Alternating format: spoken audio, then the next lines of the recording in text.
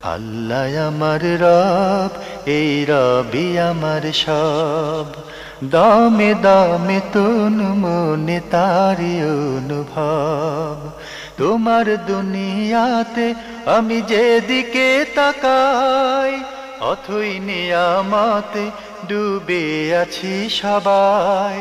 পাক পাখালির গানে শুনি তসবিহ কালো রব, তসবিহ কালো রব। আল্লাহ আমার রব, এই রবি আমার সব। আসসালামু আলাইকুম, আলহামদুলিল্লাহ, আসসালাতু আসসালামু আলা রাসূলিল্লাহ। প্রিয় দর্শক, আপনারা যারা দেশে আছেন প্রবাসে, সবাইকে জানাই অনেক অনেক প্রীতি ও শুভেচ্ছা।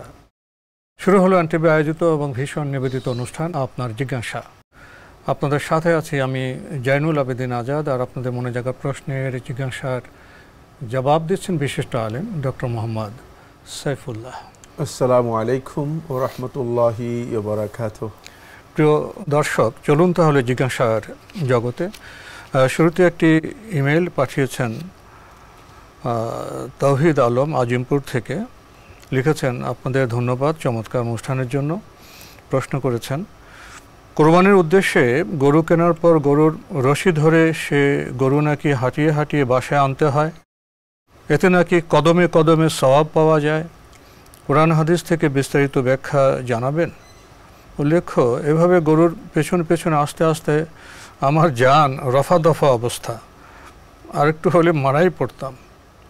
গরু মাঝপথে এসে রশি ছিঁড়ে দৌড় দেয়, কয়েকজন মিলে ধরাধরি করে তারপর পিকআপ ভ্যানে উঠিয়ে বাসায় আসি। আমার হাঁটু ছিলে যায়, আর আমার ছোট ভাই হাতে প্রচণ্ড ব্যথা পায়। আমার মামা বললেন, এটাই হলো কোরবানি। এ বিষয়ে কি বলবেন? ধন্যবাদ এ ভাইকে, আপনি যে চিত্র তুলে ধরেছেন, যে কে বা কারা আপনাকে এই ধারণা দিয়েছে যে কোরবানির পশু মাঠের থেকে ক্রয় করার পর রশি ধরে ধরে বাসায় আনতে হয় এবং বাসায় আনলে প্রত্যেক কদমে কদমে নেকি।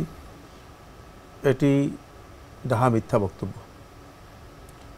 এর শরঈ কোনো ভিত্তি আছে, কোরআন হাদিসের কোনো দলিল আছে আমার জানা নেই। সুতরাং এটা আসলে আপনি যে কষ্টটুকু করেছেন, এটা বেহুদা পণ্ডশ্রম। নিজেকে অপ্রয়োজনীয় না জেনে আপনি এই কষ্ট দিয়েছেন। আমি আপনার এই প্রশ্ন থেকে বিনীতভাবে আমাদের সকল দর্শকদেরকে অনুরোধ করব, কোনো ইবাদত বা শ্রম করার আগেই এর অথেন্টিসিটি কী, এর আসলে বৈধতা কী, এর কতটুকু দালিলিক প্রমাণ আছে সেটা জেনে নেওয়া উচিত। না জেনে পরিশ্রম করে কষ্ট করে হাঁটুতে ব্যথা পাবেন, হাত ছিঁড়ে যাবে, প্রাণ যায় যায়, পায়জামা মানে ছিঁড়ে যাবে, প্রাণ যায় যায় হয়ে যাবে, কিন্তু কোনো লাভ নেই। পুরাটাই পরিশ্রম, পুরাটাই অপ্রয়োজনীয়। সুতরাং যিনি এই বক্তব্য দিয়েছেন তিনি একেবারে আন্দাজ অনুমানের উপর বক্তব্য দিয়েছেন। কোরবানির পশু হেঁটে হেঁটে আনতে হবে এটা শর্ত নয়। যেহেতু আপনি কোত্থেকে আনতেছেন সেটার উপর নির্ভর করতেছে। যদি বাড়ির কাছে হয় তাহলে হেঁটে নিয়ে আসতে পারেন সহজ। এখন গাবতলী থেকে আজিমপুর আসবে কত কিলোমিটার? যদি এতটুকু দূর হয় যেখানে হেঁটে যাওয়ার কোনো সুযোগ নেই, সেখানে হেঁটে যাওয়ার বিষয়টি একেবারেই অতিরঞ্জন এবং একেবারেই অপ্রয়োজনীয়, বরং বেহুদা কাজ। এতে সব তো হয়ই নাই, বরং হাতে ব্যথা পেয়েছেন, হাঁটু ছিঁড়ে গেছে ইত্যাদি। হাঁটু ছিঁড়ে যাওয়াটাও সবের কাজ হয় নাই, তারপরে হাতে ব্যথা পাওয়াটাও সবের কাজ হয় নাই, কাপড় ছিঁড়ে যাওয়াটাও সবের কাজ হয় নাই, বরং যিনি আপনাকে ইনফরমেশান দিয়েছেন তিনি গলদ ইনফরমেশান দেওয়ার কারণে আপনি ক্ষতিগ্রস্ত হয়েছেন। এজন্য প্রত্যেকের উচিত হচ্ছে কোনো ইবাদত সম্পর্কে তিনি আগে জেনে নেবেন যে আসলে ইবাদতের প্রকৃত তাৎপর্য কী এবং এর সঠিক বক্তব্য কী, সঠিক ধারণা কী। আমরা অনেকে ইবাদত করতে যাই, কিন্তু ইবাদতের আইল না থাকার কারণে, ইবাদতের জ্ঞান না থাকার কারণে আমরা আন্দাজের উপর, অনুমানের উপর সেই ইবাদত করে নিজের উপর একটা বোঝা, ইবাদতটাকে নিজের উপর বোঝা বানিয়ে নিই। ইসলাম কোনো ইবাদত করতে আমাদেরকে এভাবে বলে না যে ইবাদতকে আমরা নিজের উপর বোঝা বা খুব কঠিন করে নেব, ভারী কিছুতে, মানে ভারী একটা বস্তুতে পরিণত করে নেব। কারণ ইবাদতের মধ্যে কঠিন নেই। ওমা জাআলা আলাইকুম ফিদ-দীনি মিন হারাজ, আল্লাহ সুবহানাহু ওয়া তাআলা দ্বীনের মধ্যে তোমাদের জন্য কোনো কাঠিন্য আরোপ করেন নেই। যেখানে কাঠিন্য নেই সেখানে নিজের উপর কোনো ব্যক্তি যদি কাঠিন্য আরোপ করে নেই তাহলে তিনি ভুল কাজ করেছেন, কোনো সন্দেহ নেই। মামাজি না জেনে কথা বললেন, এতে কি তার গুনাহ হবে? হ্যাঁ, যিনি না জেনে কথা বলছেন তিনি কবিরা গুনাহ করেছেন, শুধু গুনাহ নয়, কবিরা গুনাহ করেছেন। না জেনে দ্বীনের ব্যাপারে বক্তব্য দেওয়া বড় ধরনের কবিরা গুনাহ, বরং এটা কেউ কেউ শিরকের পর্যায়ে মানে গুনাহ হিসেবে আখ্যায়িত করেছেন। এই সমস্ত মামা, খালা, খালু ইত্যাদি এই সমস্ত লোকদের আন্দাজের বক্তব্য ইসলামের জন্য বড় ধরনের ক্ষতিকর। মানে মুরব্বি হলে যে তার কথা সঠিক হবে এমন কোনো কথা নেই। জি জি। প্রিয় দর্শক, প্রথমে মনে হতে পারে যে এটি একটি সাধারণ প্রশ্ন, আমার তো মনে হয়েছে এটা খুবই গুরুত্বপূর্ণ প্রশ্ন।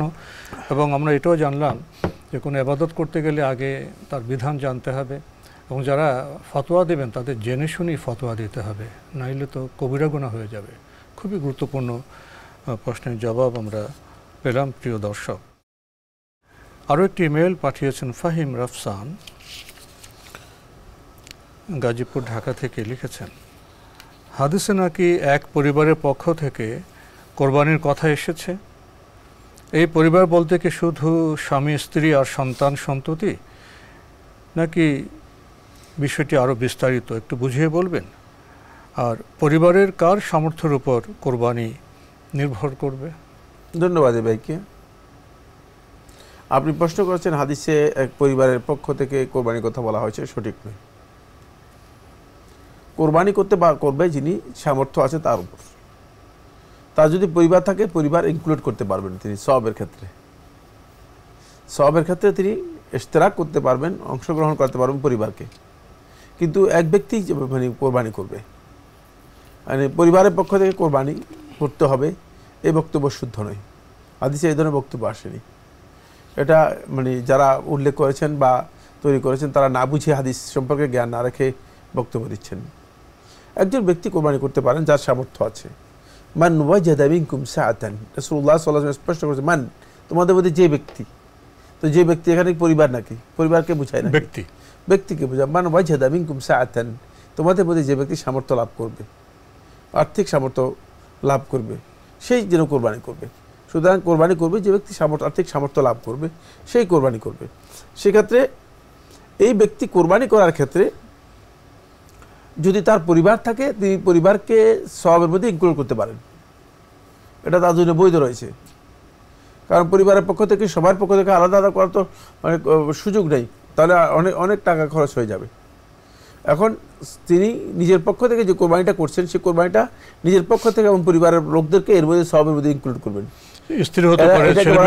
এটা হচ্ছে আল ইশতিরাক ফি সওয়াব ওয়াল জাযা, সওয়াব এবং জাযা এর মধ্যে ইশতিরাক করা।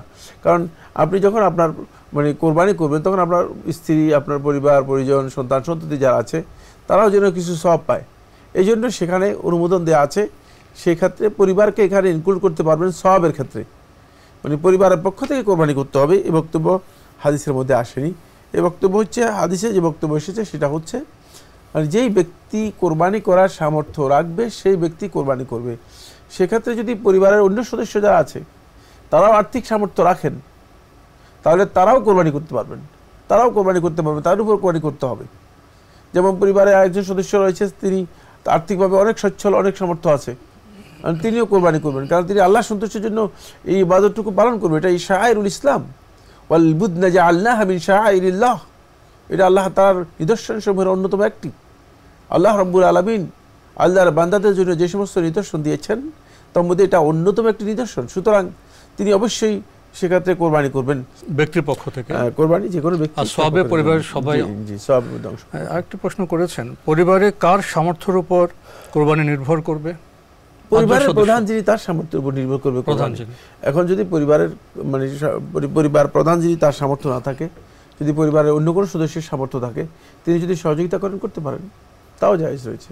জি, 5 জনের পরিবার, সেই মুহূর্তে স্বামীর সামর্থ্য, স্ত্রীর সামর্থ্য আছে, স্ত্রী সহযোগিতা করতে পারেন। স্ত্রী সেই অর্থ স্বামীকে দিলে স্বামী পক্ষ থেকে হবে, স্বামীকে নাই দেন যে নিজের পক্ষ থেকে কোরবানি দেন, তাও করতে পারবেন।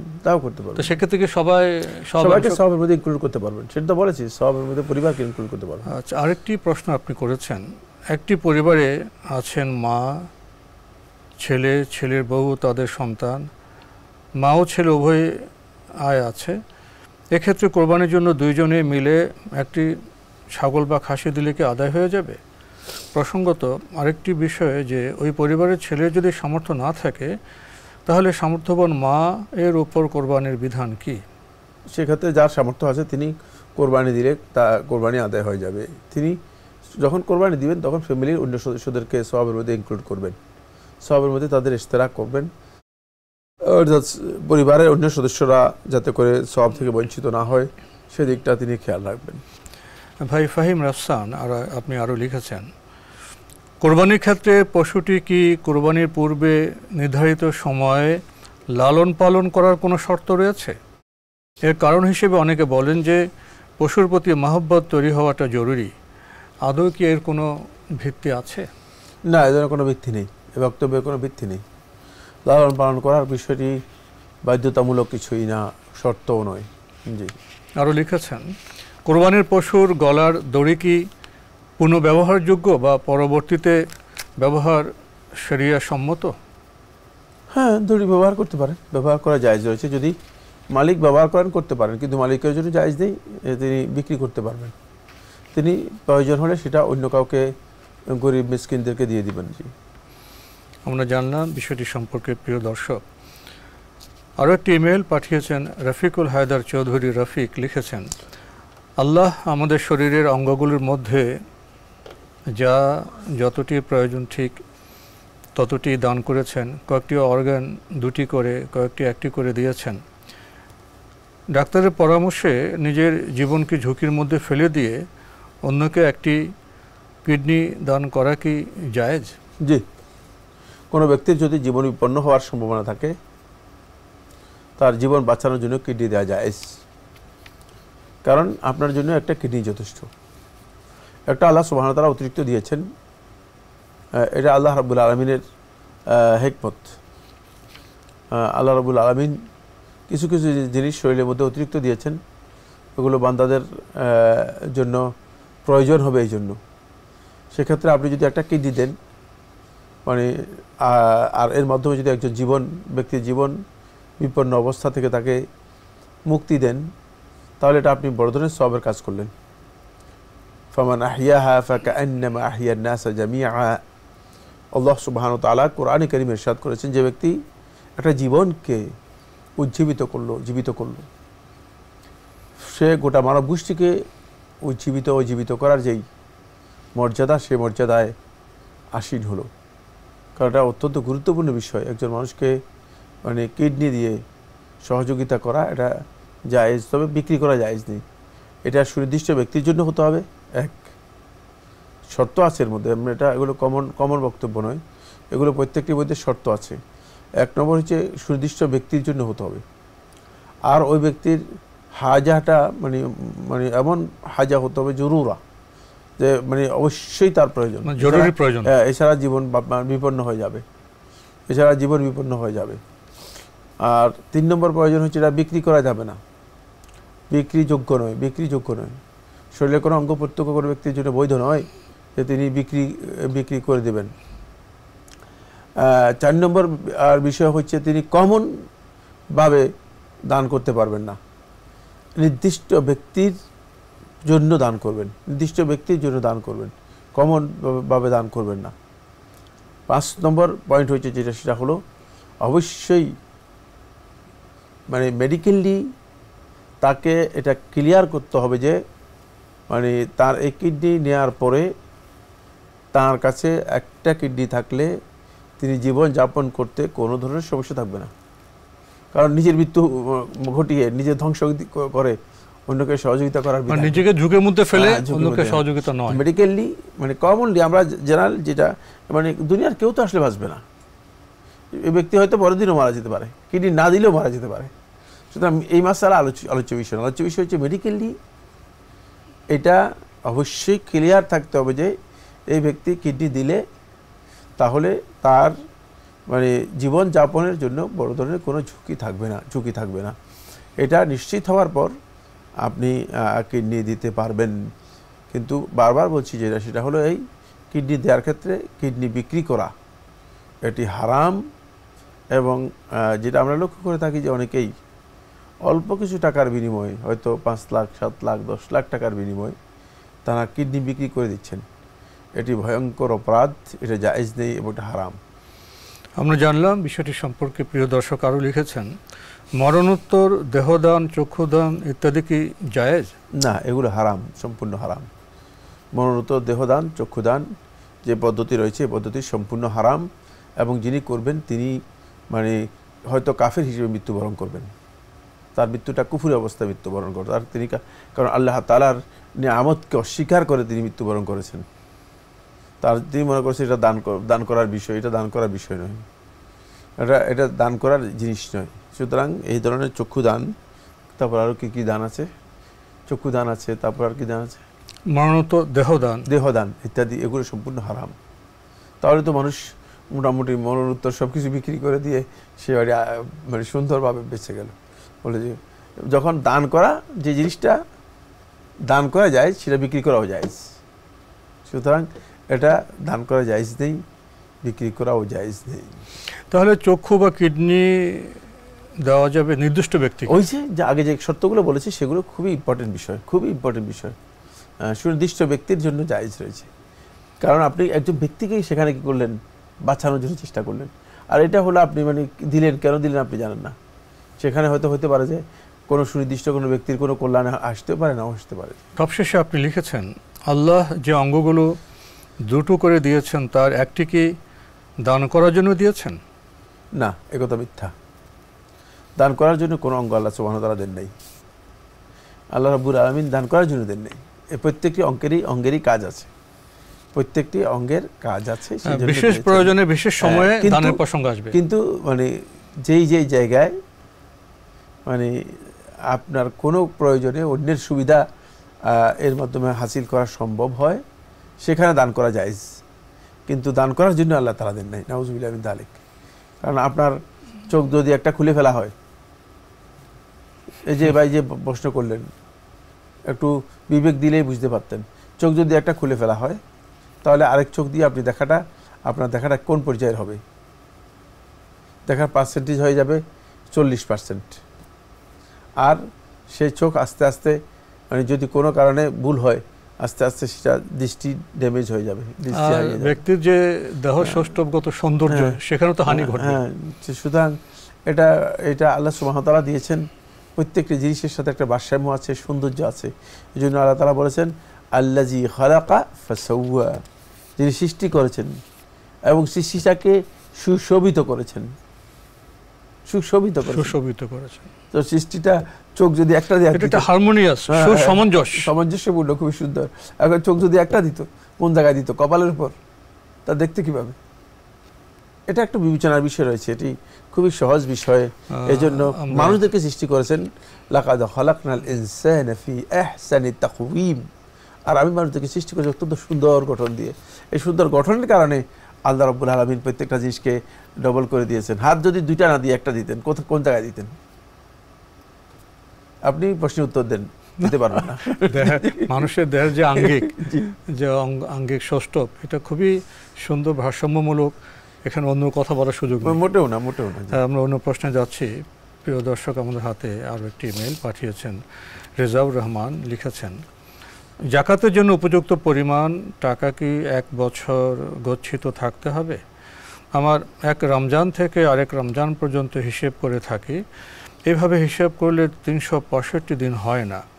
আবার 365 দিনে জাকাত দিলে 2.78% করে টাকা জাকাত দিতে হয়। 10 মাস এক রমজান থেকে আরেক রমজান। জাকাত দিলে 2.75% করে জাকাত দিতে হবে।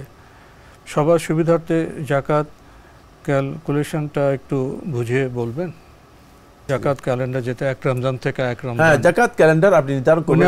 365 দিনে চলে গেছে। রমাদান থেকে রমাদান পর্যন্ত হতে পারে, অথবা জানুয়ারি থেকে জানুয়ারি পর্যন্ত হতে পারে। 1 বছর হলে এটা আরবিক ক্যালেন্ডার। হ্যাঁ, তো জাকাতের ক্যালেন্ডারটা মূলত মানে চন্দ্রমাসের যে ক্যালেন্ডার রয়েছে সেই ক্যালেন্ডারটাই হচ্ছে মানে প্রণিধানযোগ্য, গ্রহণযোগ্য। সেটা হচ্ছে 360 দিনের ক্যালেন্ডার। তো 360 দিনের ক্ষেত্রে যদি 365 দিন হয়, এতে যে মানে ক্যালেন্ডারের মধ্যে মানে বিশাল পার্থক্য হয়ে যাবে, এটা শুদ্ধ নয়। এ কথাও শুদ্ধ নয়, এটা একটা ধারণামূলক। তাহলে আমরা রমজান ধরে এটা বছর, হ্যাঁ, রমজান থেকে রমজান ধরতে পারেন অথবা মুহররম থেকে মুহররম ধরতে পারেন, এটা বাধ্যতামূলক নয়, বাধ্যতামূলক নয়।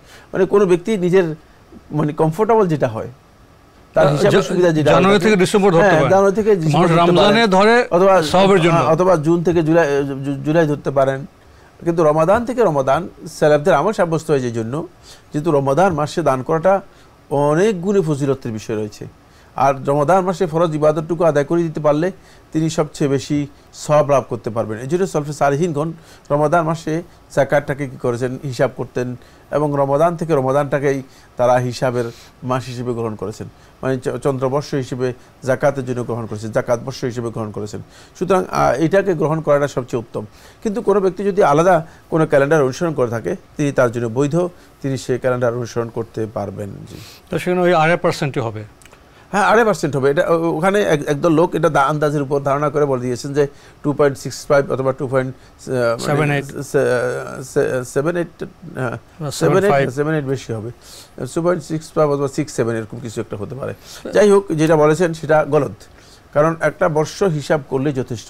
একদিন দুদিনের জন্য আল্লাহ সুবহানাহু ওয়া তাআলা বান্দাকে মানে চাপ সৃষ্টি করবেন বা বান্দার উপর একটা বিধান জারি করে দিবেন না। কারণ ক্যালেন্ডারকে মানে কেউ যদি একটা নির্দিষ্ট ক্যালেন্ডার অনুসরণ করে থাকে, তিনি সেই নির্দিষ্ট ক্যালেন্ডার অনুসরণ করতে কোনো ধরনের বাধা নেই। জি, তো আজকে আমাদের এখানেই শেষ করতে হচ্ছে। আপনাকে অনেক ধন্যবাদ। আপনাকে অনেক ধন্যবাদ। প্রিয় দর্শক, আমরা দেখছিলাম এনটিভি আয়োজিত এবং ভিশন নিবেদিত অনুষ্ঠান আপনার জিজ্ঞাসা। আমাদের এই অনুষ্ঠান আপনারা এনটিভি অনলাইনেও দেখতে পারবেন, ভিজিট করুন www.ntvbd.com। এছাড়া ইউটিউব এবং আমাদের ভেরিফাইড ফেসবুক পেজে অনুষ্ঠান দেখতে পারবেন। আজকে শেষে এসে আমরা যাকাত সম্পর্কে প্রশ্ন পেয়েছি। এটা বছর ক্যালেন্ডার কেমন হবে একটু আমরা জটিল করে ফেলেছি মানবীয় চিন্তায়, কিন্তু যারা আমাদের পূর্বপুরুষ ছিলেন তারা যেভাবে চিন্তা করেছেন, তাদের সেখানে আমরা বাড়তে পাই সহজ সুন্দর বিষয়টি। আমাদের 8% করেই যাকাত দিতে হবে, এবং একটি ক্যালেন্ডার, সেটা আমরা আলোচনায় উপলব্ধি করলাম, যেহেতু রমজানের সওয়াব বেশি, তাই রমজান থেকে রমজান এটা আমরা ধরতে পারি, অন্যরকমও হতে পারে। আসুন আমরা বিষয়গুলিকে তার ভিত্তির উপর জানার চেষ্টা করি, এবং ইসলামের ইবাদতগুলি আসলেই সহজ। আমরা নিজেদের মতো ভাবতে গেলে সেটা জটিল হয়ে যায়, কঠিন হয়ে যায়। এই বিষয়টি আমাদের উপলব্ধি করতে হবে। চিঠি লিখুন, প্রশ্ন পাঠান আমাদের ঠিকানায়। পরিচালক আপনার জিজ্ঞাসা, এনটিভি, বিএসসিসি ভবন, 7ম তলা, 102 কাজী নজরুল ইসলাম অ্যাভিনিউ, কারওয়ান বাজার, ঢাকা 1215। ইমেল অ্যাড্রেস আপনার জিজ্ঞাসা @ntvbd.com। মহান আল্লাহ আমাদের সবাইকে নিরাপদে রাখুন শান্তিতে। আসসালামু আলাইকুম। আল্লাহ আমার রব, এই রবি আমার সব, দামে দামে তন মনে তারি অনুভব। তোমার দুনিয়াতে আমি যেদিকে তাকাই, অথই নিয়ামতে ডুবে আছি সবাই। পাক পাখালির গানে শুনি তসবিহ কলরব, তসবিহ কলরব। আল্লাহ আমার রব, এই রবি আমার সব।